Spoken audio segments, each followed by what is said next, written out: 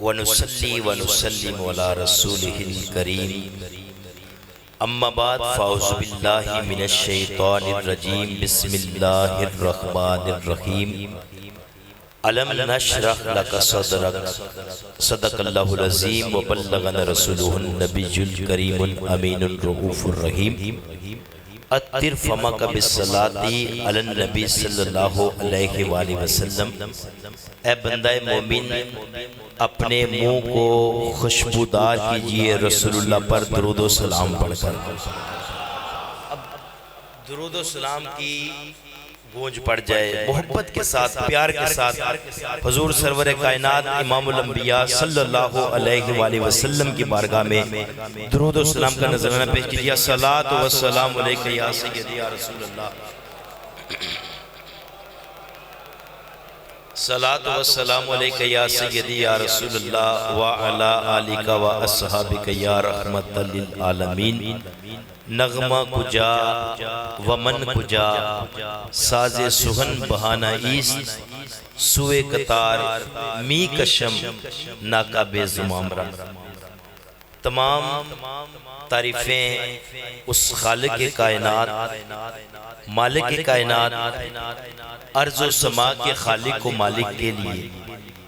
درود لامحدود امام الانبیاء، افضل الانبیاء، محبوب کبریا، احمد مجتبی، محمد مصطفیٰ صلی اللہ علیہ وآلہ وسلم کی بارگاہ اقدس میں ہدیتاً تحفتاً پیش کرنے کے بعد، اللہ رب العالمین کا احسان عظیم ہے کہ اس نے ہمیں اپنا اور اپنے حبیب لبیب کا ذکر خیر کرنے کی توفیق عطا فرمائی۔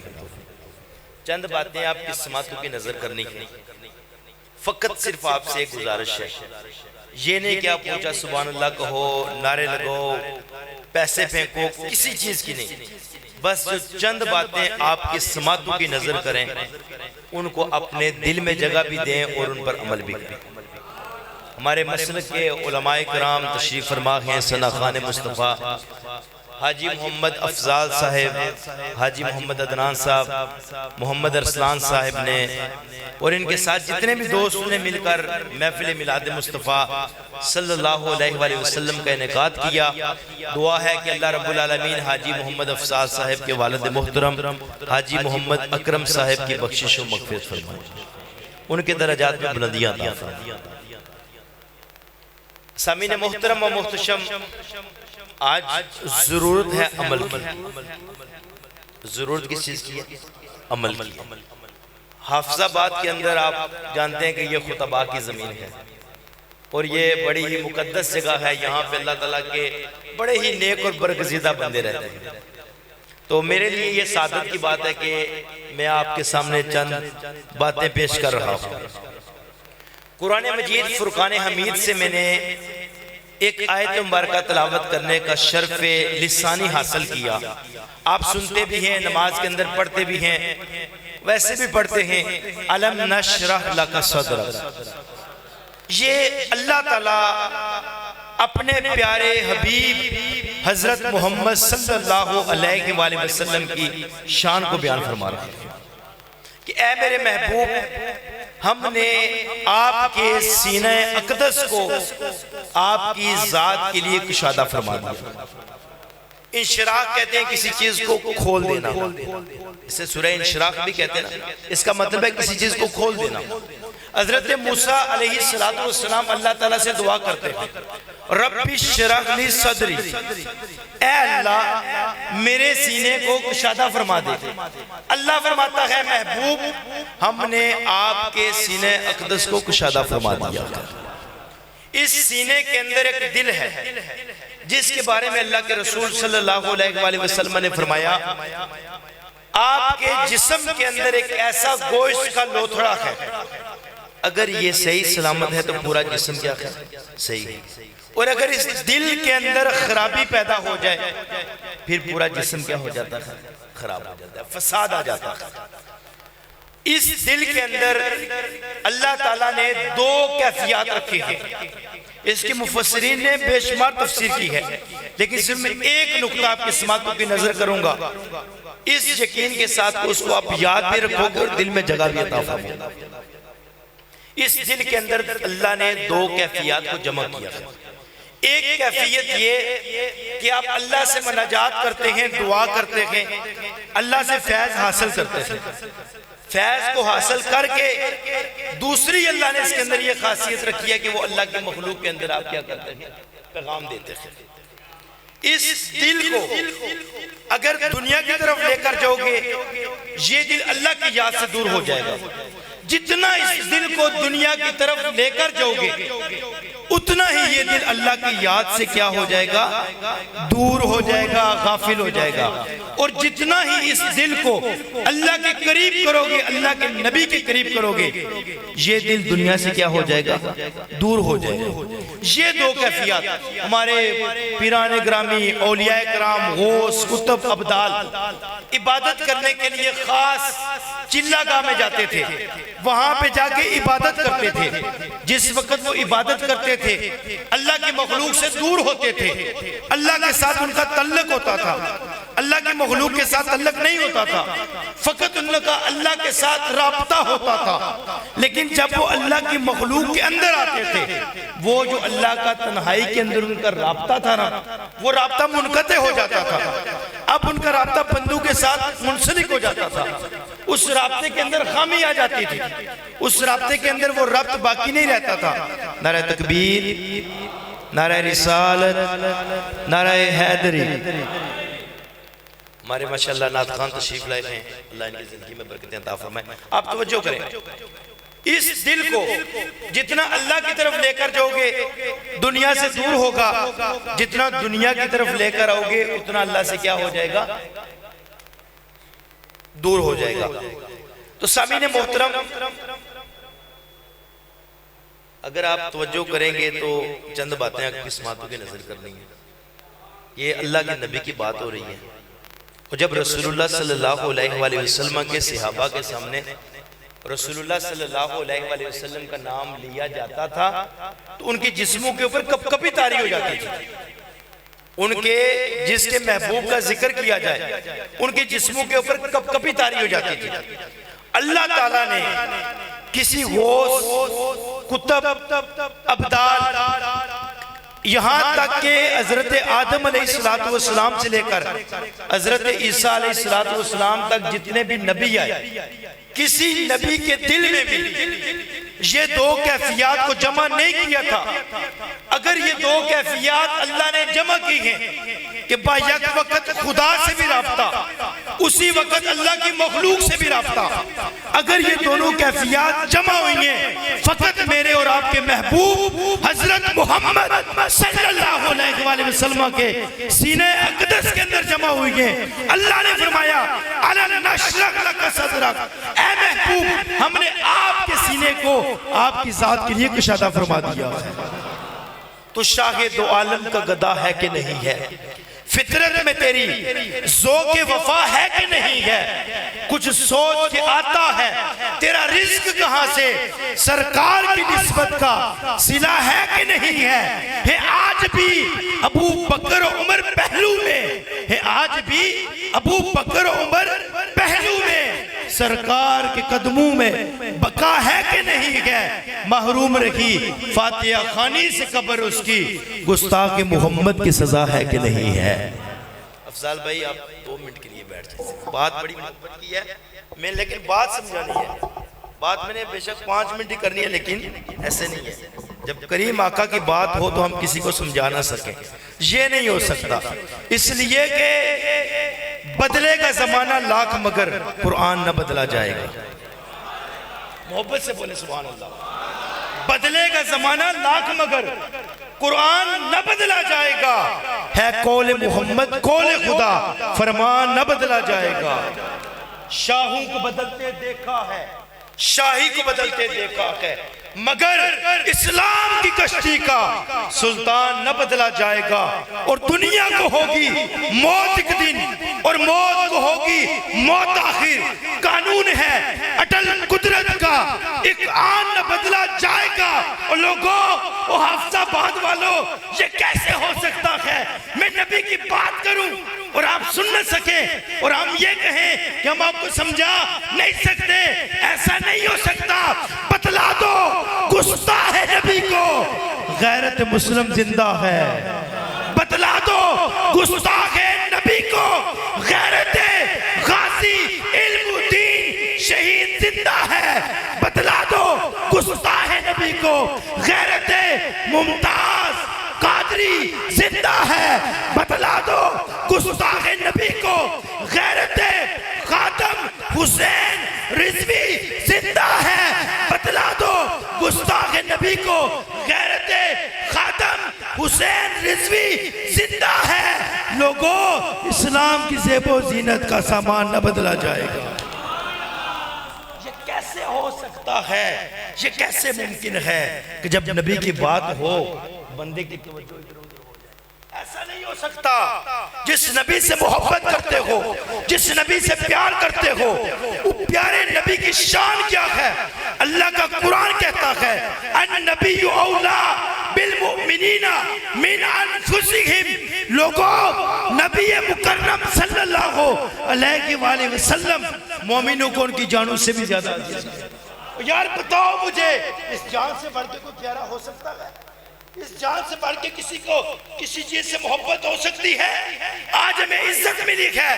تلاوت کرنے والے کو عزت ملی کس کے صدقے ملی ہے؟ حضور کے صدقے ملی ہے.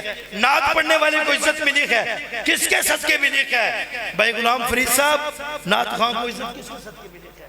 میری آپ کی زید کی بکر کی کیا اوقات ہے؟ یہ تو رسول اللہ کا کرم ہے. یہ پیسہ کوئی چیز حیثیت نہیں رکھتا. یاد رکھ لو، یہ نہیں حیثیت رکھتا. حضور سرور کائنات کے ذکر کے سامنے اور رسول اللہ کی ذات کے لیے اللہ نے فرمایا کہ میرے نبی کی شان یہ ہے کہ میرے نبی مومنوں کو ان کی جانوں سے بھی زیادہ عزیز ہے. علم نشرح لک صدرک. اے محبوب، ہم نے آپ کے سینے کو آپ کی ذات کے لیے کیا فرما دیا؟ بولیں کیا کر دیا؟ بولے کیا کر دیا؟ اشادہ کر دیا، وسیع کر دیا. یہ قلب مصطفیٰ ہے. قلب مصطفیٰ ہے کہ رسول اللہ صلی اللہ علیہ وآلہ وسلم کے پاس رسول اللہ کے چاچا کے قاتل آتے ہیں، آ کے معافی مانگتے ہیں، یا رسول اللہ ہمیں معاف فرما دیجئے. میرے نبی فرماتے ہیں جو میں نے تمہیں معاف فرما دیا. قلب مصطفیٰ ہے. حاجی افضال صاحب رسول اللہ کے نام کی محفل کرا رکھے ہیں، پیسہ خرچ کر رکھے ہیں، ان کے بھائی ان کا ساتھ دے رکھے ہیں. یہ قلب مصطفیٰ کا صدقہ ہے. یہ حضور کے سینے کے ساتھ نسبت کا صدقہ ہے. لیکن شرط یہ ہے کہ محبت کیا ہو؟ خالص بھائی صاحب، محبت کیا حضور کی ذات کے ساتھ؟ خالص ہو. اور کریم آقا علیہ السلام کے غلاموں، امام الانبیاء کے غلاموں، یاد رکھو ہمارے نبی پاک صلی اللہ علیہ وآلہ وسلم کے قلب اطہر کو اللہ نے کیا فرمایا تھا؟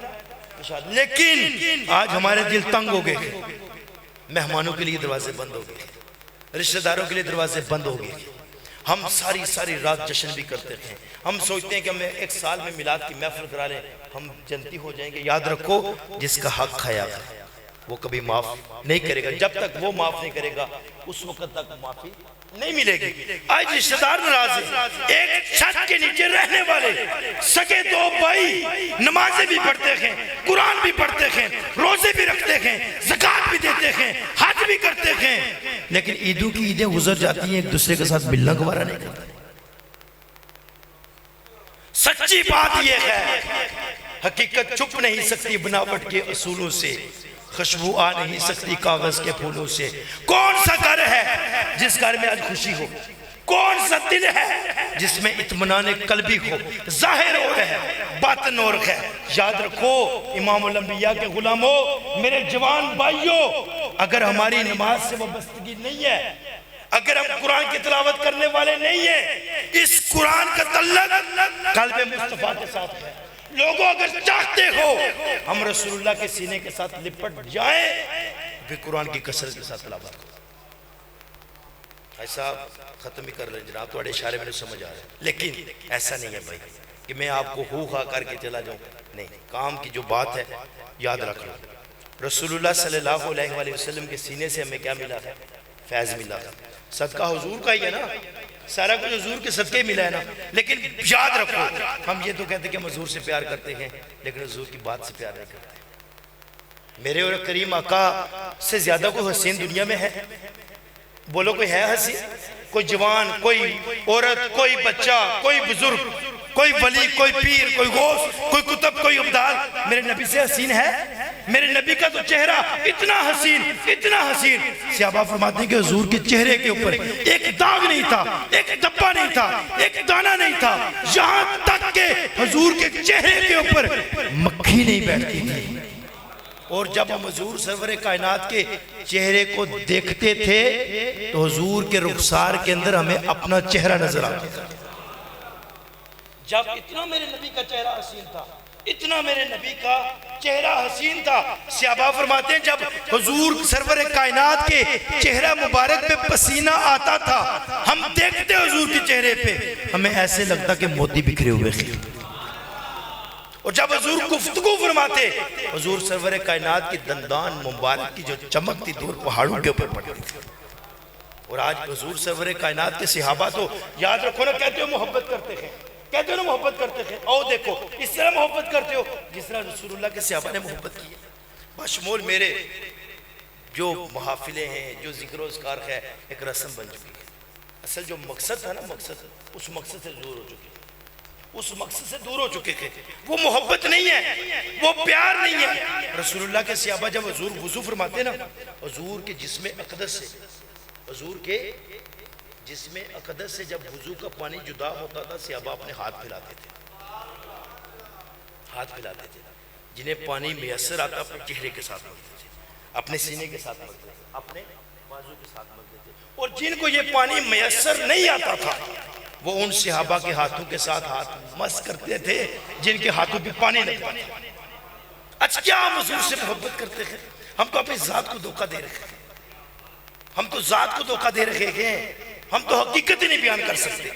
ہمارے ممبر و محراب سے حق کی آواز تو اٹھتی ہی نہیں ہے. جس مرضی خطیب کو کال کرو پہلا سوال ہوگا کتنے پیسے دو. اثر ہی نہیں ہوتا، اثر نہیں ہوتا. حاج صاحب سچی بات ہے، حقیقت ہے. اور اس توسل سے میں بیان کروں گا، معذرت کے ساتھ 2-4 منٹ لوں گا، اس میں کوئی نہیں. حاج صاحب آپ کی اجازت کے ساتھ کسی خطیب کو بیان کرو پہلے یہ کہیں گے جناب کتنے پیسے دیں گے. کاروبار بن چکا ہے. جب میرے نبی کا ذکر کاروبار ہے کیوں اثر نہیں ہوتا؟ کیوں مسجد میں تقریر سننے کے بعد بھی لنگر کی لڑائی ہو جاتی ہے، اپنے جوتے نہیں ملتے، بگدڑ مچ جاتی ہے؟ اگر اتنی زیادہ پاکستان کے اندر محافل میلاد ہو رہی تو لوگ بدلتے کیوں نہیں؟ ہماری چیزوں کے اندر سے ملاوٹ دور کیوں نہیں ہوتی ہے؟ ہمارے دلوں کے اندر اطمینان قلبی کیوں نہیں ہوتی ہے؟ محفل کے نام کے اوپر ساری مسجد بھر گئی ہے. جب حی علی الصلاۃ حی علی الفلاح کی صدا بلند ہوتی ہے ہمارے قدم مسجد کی طرف کیوں نہیں اٹھتے؟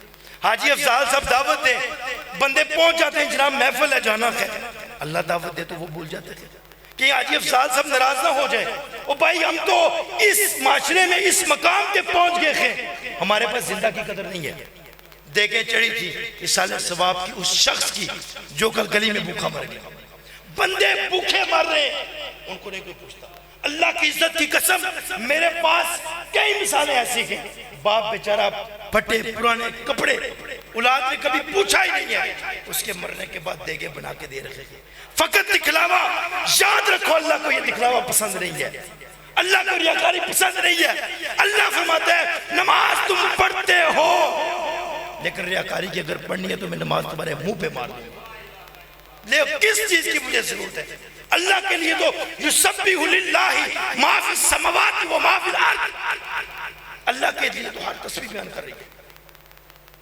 پرسوں ایک جگہ پہ نماز پڑھنے کا اتفاق ہوا تھا. اللہ اللہ اللہ اللہ. امام صاحب کیا جلدی ہے؟ اللہ ہماری نمازوں کا بھوکا ہے.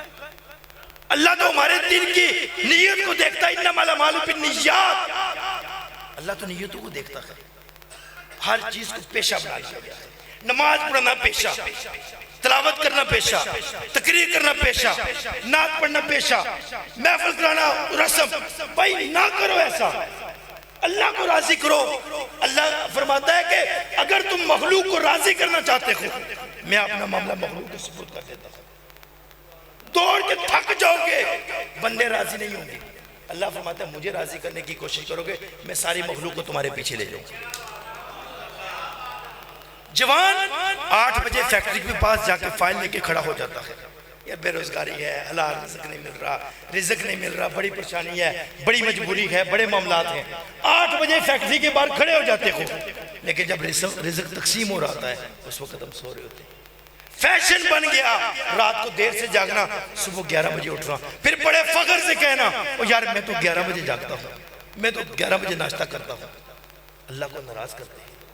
مرنا ہر بندے نے، بڑے بڑے خوبصورت نعتخوان، قاری، علماء، بڑے بڑے جید قسم کے لوگ، طاقتور لوگ، پیسے والے لوگ دنیا سے چلے گئے ہیں، قبریں ویران ہیں، کوئی دعا کرنے والا بھی نہیں ہے۔ اللہ کو نہ دھوکہ دو، اللہ دیکھ رہے ہیں، یہ اللہ کا گھر ہے، جس گھر میں ہم کھڑے ہیں نا، کل قیامت کے دن میری زندگی کے ایک ایک لمحے کے بارے میں پوچھا جائے گا، ایک ایک چیز کے بارے میں پوچھا جائے گا۔ اب میں گفتگو کو ختم کرتا ہوں۔ اختتام، ہاں جی میں نے پتہ ہے افضال صاحب نہیں کرتے، افضال صاحب تقریر نہیں کرتے یار بس، لیکن سچی بات یہ کہ میں ختم ہی کرنا چاہتا ہوں۔ اگر آئے ہو میلاد مصطفیٰ میں علم نشرح لک صدرک، موضوع میرا یہی ہے، اپنے سینے کے اندر وسعت پیدا کرو، جاؤ جن کے ماں باپ زندہ ہیں اپنے ماں باپ کے ہاتھ جا کر چوم۔ پیر کی چوکٹ پہ جھاڑو دینے سے اللہ کی عزت کی قسم رب نہیں راضی ہوگا۔ اگر گھر میں بوڑھے ماں باپ ہیں تو دربار پہ جا کے 100 چادریں چڑھانے سے رب راضی نہیں ہوگا۔ اگر محلے کے اندر یتیم بچی ہے اس کے سر کے اوپر چادر نہیں ہے تو بھائی میرے نبی نے تو یہ فرما دیا کہ اگر وہ بندہ مومن ہی نہیں ہے، ایمان والا ہی نہیں ہے، یا رسول اللہ کون سا بندہ، کس کے بارے میں تاکید ہو رہی ہے؟ فرمایا کہ جس نے پیٹ بھر کے کھانا کھایا اس کا پڑوسی بھوکا سو۔ مدارس کھوکھلے ہو گئے ہیں، اور جو علامہ صاحب امام صاحب امامت کراتے ہیں، پورا مہینہ امامت کراتے ہیں، 15,000 سے زیادہ سیلری نہیں دینی ان کو، ان سے واش روم بھی صاف کرانے، صفیں بھی صاف کرانے، قالین بھی صاف کرانے، سب کچھ کرنا۔ وہ میرے جیسا بندہ آتا ہے آدھا گھنٹہ تقریر کر کے 20-25,000 روپے لے کے جاتا ہے۔ ہم نے نا اپنی چیزوں کو بدل دیا ہے۔ خدا را جوانوں آپ سے یہ گزارش ہے، جوانوں تم انقلاب لا سکتے ہو، فقط نعروں کے ساتھ نہیں، رسول اللہ کی صندوق کے اوپر عمل کر کے لا سکتے ہو۔ اپنے دلوں کے اندر حضور کی محبت کو پیدا کر کے انقلاب لا سکتے ہو، اس لیے کہ آپ جوان لوگ ہو اور آپ لوگوں کا خون تازہ ہے۔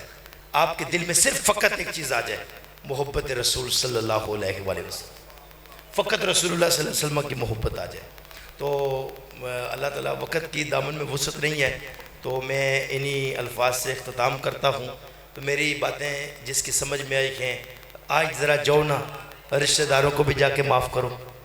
ایک صحابی تھے نا، رات کو نیند نہیں آ رہی تھی، 10 ہو گئے، 11 ہو گئے، 12 ہو گئے، 1 ہو گئے، اٹھے نا 2 رکعت نفل کیا، سردیوں کا موسم تھا، مصلی بچھایا، اللہ کی بارگاہ میں سجدہ کیا، دعا کی یا اللہ جتنے لوگوں نے میرا دل دکھایا اے اللہ میں تیری رضا کی خاطر انہیں معاف کرتا۔ بڑی سکون کی نیند سو گئے، مسجد نبوی میں گئے، رسول اللہ کے پیچھے نماز پڑھی۔